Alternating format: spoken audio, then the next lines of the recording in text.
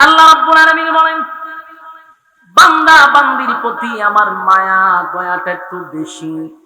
আমারে গালি দিলেও আমার কষ্ট লাগে না। কত বান্দা বান্দি আমারে গালি দেয়। বিভিন্ন প্ল্যাটফর্মে ঢুকে দেখবেন অনেক নাস্তিকরা আমার আল্লাহরে গালি দেয়, কত ভাবে কটাক্ষ করে, কিন্তু আল্লাহ চাইলে তোর তারে ঠাডা ফালাইয়া জাগাত মেরে লওয়ার কথা। কিন্তু আল্লাহ তারে 3 বেলা খাবার দেয়, স্বাস্থ্য ভালো রাখে, জাগাতি রাগ করে তারে ধ্বংস করে না, তার উপরে গজব দেয় না রে। আল্লাহ বলেন, আমার বান্দা গালি দেয়, আমার নাফরমানি করে, তারপরও বান্দার খানা বন্ধ করি না, কারণ এই বান্দারে আমি 10 মাস 10 দিন লাগাইয়া বানাইছি। আমি আল্লাহ আমার বান্দা বান্দিরে হুকুম দিয়া বানাই না, আমি আল্লাহর কুদরতি হাত দিয়া বান্দারে বানাইছি। তাই বান্দার প্রতি আমার যে একটু মায়া দয়াটা বেশি। আল্লাহ বলেন, তাই আমি গজব দেই না। কিন্তু আল্লাহ যেটা সহ্য করে না, যেটা বরদাস্ত করে না, এটা হলো কোন বান্দা বান্দি যদি আমার মালিকরে গালি দেয়, আল্লাহ বরদাস্ত করে রে। কিন্তু কেউ যদি আমার নবীরে কটাক্ষ করে, স্বয়ং আল্লাহ বরদাস্ত করে না। এটা আল্লাহ সহ্য করতে পারে। এই আবুল আহাব, আমার নবীরে এই মানুষের সামনে, এতগুলা মানুষের সামনে, নবীর আত্মীয় স্বজনদের সামনে যেইভাবে কটাক্ষ করছে, নবীরে ধ্বংস হয়ে যাওয়ার কথা বলছে, আমার আল্লাহ কয় আমি বরদাস্ত করতে পারলাম না। আমার বন্ধুরে গালি দিলি, আমি বরদাস্ত করতে পারলাম না। তাই আল্লাহ জবাব দেওয়ার জন্য দাঁত ভাঙ্গা জবাব দিছে, সূরা লাহাব নাজিল করে। এটা আল্লাহর প্রতিবাদ। অসংখ্য জায়গায় আল্লাহর বিরোধিতা করলে আল্লাহ কোরআনের আয়াত নাজিল করে নাই তাৎক্ষণিক, কিন্তু নবীর বিরুদ্ধে কেউ কথা বললে আল্লাহ অ্যাকশন নেয়। আমার যুবক ভাইয়েরা, আবুল আহাব কিন্তু আমার নবীরে বড় মহব্বত করত। কোরআন নাজিলের আগ পর্যন্ত, কালেমার ঘোষণা দেওয়ার আগ পর্যন্ত নবীরে ভালোবাসত। এত সম্পর্ক ছিল, এত সম্পর্ক ছিল, মানুষের সামনে গর্ব করে বলতো, এটা আমার ভাতিজা, আমার ভাতিজা, আমার ভাইয়ের সন্তান, আমার ভাই নাই রে, আমার ভাইয়ের একটা বংশ বিস্তার হবে, আমার ভাইয়ের বংশধর, খুব গর্ব করে বলতো। আর এত সম্পর্ক ছিল, নিজের 2টা ছেলে, আবুল আহাবের 2টা ছেলেকে আল্লাহর নবীর 2জন মেয়ের সঙ্গে বিবাহ দিছে। চিন্তা করছেন, আবুল আহাব নবীর আপন চাচা, আবার বিয়াই নবীর একজন মেয়ে হলো কুলসুম নামক একজন মেয়েকে বিয়া দিছে তার এক ছেলের সাথে। আরেকজন হলো রুকিয়া, ওনারও বিবাহ দিছে। তাহলে একদিকে কি চাচা, আরেকদিকে কি সম্পর্ক কম থাকলে হয় না বেশি থাকলে কথা হয় না। এতটা সম্পর্ক হওয়ার কারণে, এতটা সম্পর্ক হওয়ার কারণে চাচার ছেলের সঙ্গে নিজের মেয়ের বিবাহ দিয়া দিছে। খুব মধুর সম্পর্ক। কিন্তু যখন আল্লাহর হাবিব কালেমার দাওয়াত লইয়া মানুষের সামনে দাঁড়াইল, তখনই আবুল আহাব এত মহব্বত, এত ভালোবাসার মাঝখান দিয়া এটার বিরোধিতা করল। এই জন্য দেখবেন অনেক মানুষের সাথে আলেমদের বড় মহব্বত থাকে, ভালোবাসা থাকে, কিন্তু ইমামের সব তার ভালো লাগে, খুব ভালো। কিন্তু এই ইমাম যখন মসজিদের মিম্বরে বসে সুদের ঘুষের ওয়াজ করে, পর্দার ওয়াজ করে, সাদার বিরুদ্ধে ওয়াজ করে, জেনার বিরুদ্ধে ওয়াজ করে, তখন ওই মুসল্লির কাছে ইমাম ভালো হতে পারে না, খতিব সাহেব ভালো হতে পারে না। এমনি তো সম্পর্কই বলা, গরম ভাত তরকারি সব হুজুরের একেবারে কামরাতে নিয়ে পৌঁছায় দেয়। কিন্তু যখনই ওই লোক সুদ খায়, সুদের বিরুদ্ধে ওয়াজ করলে, এই ইমাম সাহেব কি কোনোদিন ভালো হইতে পারবো? এই লোকের কাছে কোনোদিন ভালো হতে পারবে না। আবুল আহাব চিন্তা করলো, আব্দুল্লাহর পুত্র মুহাম্মদ আমার ভাতিজা যে কথাগুলি তুলে ধরছে, যদি এটা সমাজে বাস্তবায়ন হয় রে, তাহলে আজকের থেকে চাঁদাবাজি করতে পারবো না, দুর্নীতি করতে পারবো না, বোতল টানতে পারবো না, আমি দুর্নীতিও করতে পারবো না। তাই মুহাম্মদের কথা সব মেনে নিলে আমার ব্যবসায় লাল বাতি জ্বলবে, এটাই তার টার্গেট ছিল। আর বাপ দাদার ধর্ম পালন করে আসতেছি, সেখানেও সে আমার বাতি যাওয়া বাধা দিল। তাই তো বরদাস্ত করতে পারলো না, দাঁড়ায়া গেল। যুবক ভাইরা, আপন চাচা যদি দাঁড়ায়া যায়, আর বাকি 23 বছর পর্যন্ত সবচেয়ে বেশি শত্রুতা বিরোধিতা এই আবুল আহাব করছে। আবুল আহাব বিরোধিতা করছে। এই আল্লাহর হাবিবের সঙ্গে যখন কালেমার দাওয়াত দিতে লাগলো, তখন এতটা শত্রুতামি হয়ে গেল যে আপন দুইটা ছেলের সঙ্গে নবীর বিবাহ দিছিল। ঘরের ভিতরে গিয়ে 2 সন্তানকে দাঁড় করায়া বলে, আমার দুশ্মনের সঙ্গে কোনো সম্পর্ক নাই, যে আমার বাপ দাদার ধর্মের বিরুদ্ধে বলে, আমার সঙ্গে তার সম্পর্ক নাই, সুতরাং আমার ছেলে তার মেয়ের সঙ্গে সংসার করবে, এটা আমি মেনে নিতে পারবো না। নাউজুবিল্লাহ। 2 ছেলের নসিহত করছে, তোমরা তাড়াতাড়ি মুহাম্মদের 2 মেয়েকে তালাক দিয়া দাও। নাউজুবিল্লাহ।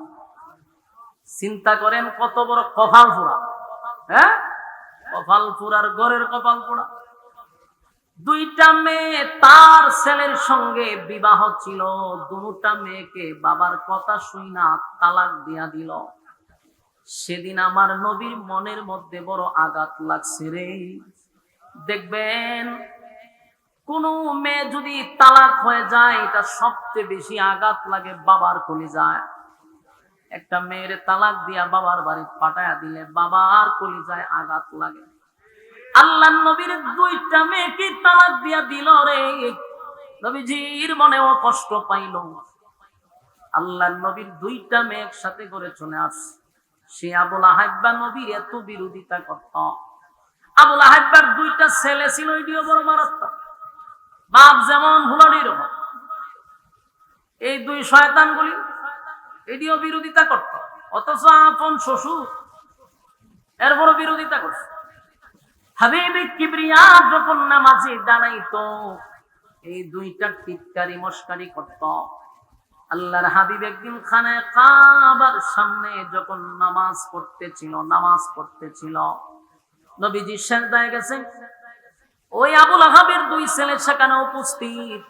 তারা হাসাহাসি করে বলতেছে, কে পারবি রে এই মুহূর্তে উটের কিছু নারী বুড়ি আর উটের কিছু ময়লা আবর্জনা মুহাম্মদের গাড়ে রেখে দিতে। নাউজুবিল্লাহ।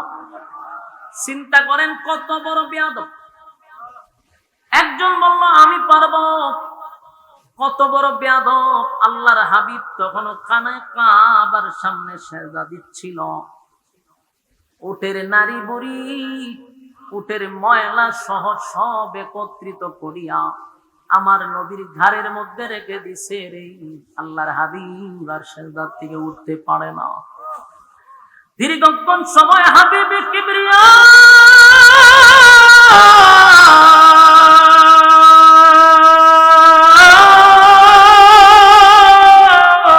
আল্লাহর কুদরতি পায়ে সেজদা দেয় রে। বেঈমানের বাচ্চাগুলি এখানে দাঁড়াইয়া মুস্কি মুস্কি হাসে, আর নবীর গাড়ের মধ্যে নবীর কাঁধ মুবারকে ওই সমস্ত ময়লাগুলি এক জায়গায় রেখে দিছে। এটার ওজন নবী বহন করতে পারলো না, সেজদা থেকেও মাথা তুলতে পারতেছে না। হঠাৎ করে রাস্তা দিয়ে আবু বকর সিদ্দিক রাদিয়াল্লাহু তাআলা যখন যাচ্ছিল, নবীজির এই অবস্থা দেখে পাগল হয়ে গেছে। নবীর কাছে যাইতে গেলে তারা আবুল আহাব তার পোলারা বাধা দেয়, যাইতে দেয় না। নবীজির সাহাবী হযরত আবু বকর দৌড়াইয়া ফাতেমার কাছে গেছে। নবীজির কলিজার টুকরা ফাতেমা তখনও ছোট, গিয়া বলল, ফাতেমা তোমার বাবা খানায় কাবার সামনে নামাজরত অবস্থায় আছে। ওই আবুল আহাবের ছেলেরা, কিছু দুষ্ট লোকেরা আমার হাবিবের কাঁধের মধ্যে উটের নারী বুড়ি রাখছে। নবীজি সেজদা থেকে উঠতে পারতেছে না। আম্মা জান, ওই যে আবু বকর সিদ্দিক রাদিয়াল্লাহু তাআলা ওই কথা যখন ফাতেমাকে বলেন, ফাতেমা দৌড়াইয়া খানায় কাবার সামনে গিয়া দেখে কতগুলা বেঈমান গুলি দাঁড়াইয়া হাসতেছিল, আর আমার নবী সেজদায় পড়ে আছে, উঠতে পারে না। ফাতেমা সেখানে গিয়া বলে, এই মক্কার মানুষেরা শুন,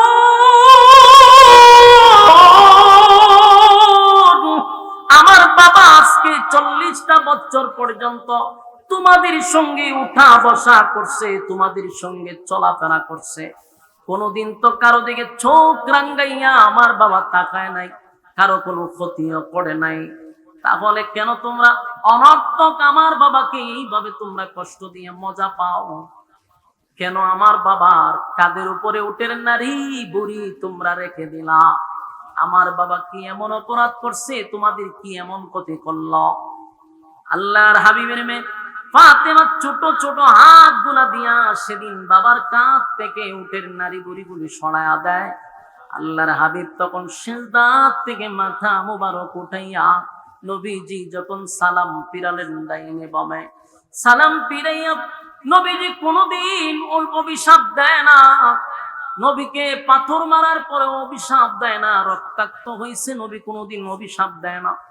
ফেরেশতা পর্যন্ত আল্লাহ পাঠাইছে, তাই ফেরে ময়দানে যখন নবী রক্তাক্ত হয়েছে ফেরেশতাকেও পাঠাইছে, আপনি বলুন আমি ব্যবস্থা নিই। আল্লাহর হাবিব অভিশাপ দেয় না রে, হেদায়েতের জন্য আল্লাহর কাছে ভিক্ষা চাইছে। কিন্তু সেদিন নবী সাজদা থেকে মাথা মোবারক উঠাইয়া নবীজি কাবার দিকে তাকাইয়া চোখের পানি ছেড়ে দিয়া বলে, আল্লাহ আমার উপরে যদি তারা আঘাত করতো কষ্ট লাগতো না, কিন্তু আমি তো আপনার কুদরতি পায়ে সেজদায় ছিলাম গো, আর আমি আপনার সঙ্গে নামাজে দাঁড়াইয়া একটা সুসম্পর্ক হয়, আপনার সঙ্গে আমার কথা হয়, পাক পবিত্র হইয়া আমি খানায়ে কাবার সামনে যখন আপনার সঙ্গে কথা বলছিলাম একটা মজা পাইছি, এই জায়গাতে তারা আমার উপরে নাপাক রেখে দিল, এটা আমি আর বরদাস্ত করতে পারলাম না। আল্লাহর নবী সেদিন খানায়ে কাবার দিকে তাকায় বলে, আল্লাহ যারা যারা এই কাজে জড়িত ছিল একজনকে আপনি ছেড়ে দিবেন না, একজনকেও ছেড়ে দিবেন না, আল্লাহ তাদের কাছ থেকে আপনি প্রতিশোধ নিবেন। নবীজি কষ্ট পাইয়া এই কথাগুলি বলার সাথে সাথে বলুন তো দেখি আল্লাহ ছেড়ে দিবে? কথা হয় না, আল্লাহ ছেড়ে দেয় না। বদরের যুদ্ধে যতগুলা এটার সাথে জড়িত ছিল সবগুলার আল্লাহ শেষ করে দিয়েছে, মানে কুবাইছে, একটাও বেঁচে ফিরতে পারে নাই। তাই আমার নবীর বিরুদ্ধে যদি কেউ কথা বলে আল্লাহ এটা বরদাস্ত করে না। আমার যুবক ভাইয়েরা, আমরা সমাজের মধ্যে যখনই দেখবো নবীর সুন্নাহর বিরুদ্ধে কেউ কথা বলবে, নবীর বিরুদ্ধে কেউ কথা বলবে, অনেক সময় নবীর বিরুদ্ধে ডাইরেক্ট বলে না, নবীর সুন্নাহর বিরুদ্ধে কথা বলে, আছে না নাই? আমরা হুজুর আমরা তো শুনি না, এখনকার মানুষ নবীর বিরুদ্ধে কথা বলে না, কিন্তু টুপির বিরুদ্ধে কথা কয়, দাড়ির বিরুদ্ধে কথা কয়, কথা কয় না?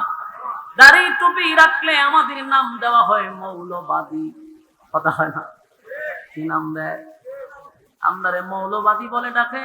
বুঝবেন এটা শুধু আমাদেরকে কটাক্ষ করে নাই, স্বয়ং আমার নবী পর্যন্ত কটাক্ষ। ঠিক কি না? দাড়ি কার সুন্নাত? আপনারা আওয়াজে বোঝা যায় কোন অ্যাঙ্গেলে আপনারা দুর্বল, ইমান যাইব। আওয়াজ দেন, দাড়ি কার জন্য রাখছি? মাথায় টুপি কার জন্য? মাথায় টুপি নবীর সুন্নত, মুখে দাড়ি নবীর সুন্নত। আমাদেরকে যদি এই কারণে কেউ মৌলবাদ বলে, বুঝবেন আমাদেরকে ছোট করে না, স্বয়ং রাসূলকে ছোট করছে। আমরা দেখলে অনেকের খাজ্জানি শুরু হয়ে যায়, ঠিক নেই? তবে সান্দু বালা করে যান, যে যাদেরকে তোমরা দেখলে বাঁকা চোখে তাকাও, বাংলাদেশে তাদের অবদান সব সময় বেশি, কথা হয় না? পাগড়ি মাথায় দেখলে তোমাদের সুলকানি হয়, এই পাগড়িওয়ালা টুপিওয়ালারাই সব সময় তোমাদের পাশে ছিল, কোন দাদা বাবুরা তোমাদের পাশে ছিল না। যখনই তোমরা বিপদে পড়ছো আলেমরা দরকার, বিপদ থেকে উদ্ধার হইলে মৌলবাদী। বাস্তব না বাস্তব? সাবধান। মৌলবাদ বলতে কারে বোঝাও? স্বয়ং কিন্তু মদিনা পর্যন্ত পৌঁছে যায়। সাবধান, আমরা এইভাবে যেন কাউকে কটাক্ষ না করি, কথা হয় না? দাড়ি টুপি রাখলে বুঝি মূল্যবান? কথা হয় না। পাগড়ি মাথায় পাঞ্জাবি গায়ে দেখে যদি লোকে উগ্রবাদী জঙ্গিবাদী বলে আমায় ডাকে। পাগড়ি মাথায় পাঞ্জাবি গায়ে দেখে যদি লোকে উগ্রবাদী জঙ্গিবাদী বলে আমায় ডাকে। দুঃখের সীমা নাই আমি কি করে বুঝাই, দুঃখের সীমা নাই আমি কি করে বুঝাই। আলেমরা কেউ উগ্রবাদী জঙ্গিবাদী নয়, আলেমরা কেউ উগ্রবাদী জঙ্গিবাদী নয়। হ্যাঁ, কথা ঠিক নেই? পাগড়ি মাথায় পাঞ্জাবি গায়ে দেখে যদি লোকে উগ্রবাদী জঙ্গিবাদী বলে আমায় ডাকে। দুঃখের সীমা নাই আমি কি করে বোঝাই, দুঃখের সীমা নাই আমি কি করে বোঝাই। আলেমরা কেউ উগ্রবাদী জঙ্গিবাদী নয়, আলেমরা কেউ উগ্রবাদী জঙ্গিবাদী নয়। অস্ত্রের ওই গুদাম রেখে কলেজ ভার্সিটিতে উগ্রবাদী জঙ্গিবাদী খুঁজে মাদ্রাসাতে। বাস্তব না বাস্তব? আমরা বাস্তব। উগ্রবাদী জঙ্গিবাদী কোথায় থাকে? কলেজ ভার্সিটিতে রান্দা পাওয়া যায়, অস্ত্র পাওয়া যায়, আর এক খুঁজে মাদ্রাসা। হাস্যকর, বলুন কি হাস্যকর? অস্ত্রের ওই গুদাম রেখে কলেজ ভার্সিটিতে উগ্রবাদী জঙ্গিবাদী খুঁজে মাদ্রাসাতে, ঠিক কিনা?